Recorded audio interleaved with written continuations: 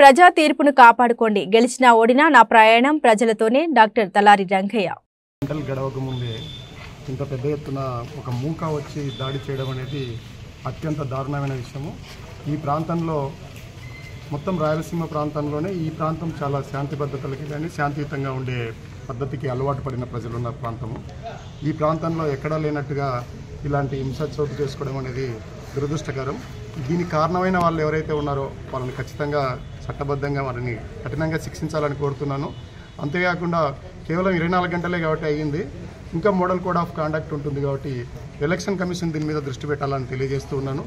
పోలీసులు అయితే ఎవరైతే ఉన్నారో వాళ్ళైతే ఇప్పటివరకు బాగానే కంట్రోల్ చేశారని నేను నమ్ముతున్నాను.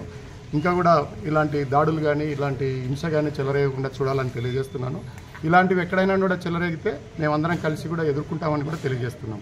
ఆ పరిస్థితి రాకుండా ఎవరైతే గెలిచి అధికారంలోకి వస్తున్నారో వాళ్ళే ఆ జాగ్రత్తలు తీసుకోవాలని కూడా కోరుతున్నాను. ఏదైనా కూడా ప్రజాస్వామ్యంలో ప్రజా తీర్పుకు చాలా విలువ ఉంటుంది. ఆ విలువను కాపాడుకోండి. ఇలాంటి పనికిమాలిన పనులకు ఉపయోగించొద్దని నేను మనసారా వాళ్ళకి తెలియజేస్తున్నాను, హితవు పలుకుతున్నాను.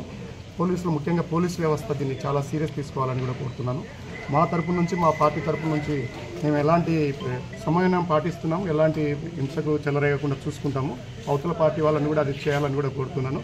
ఒకవేళ ఏదైనా వస్తే మా ఆత్మస్థైర్యం దెబ్బతినకుండా మా ఆత్మరక్షణకి మేము ఎప్పుడు కూడా ఆ ప్రయత్నాలు ఎప్పుడు కూడా మేము చేస్తూనే ఉంటాము. అందువల్ల ఈ విషయాలన్నీ కూడా గుర్తుపెట్టుకొని వాళ్ళు ఎంత బాగా మమ్మల్ని బతికినిస్తే అంత మేలని కూడా తెలియజేస్తాం.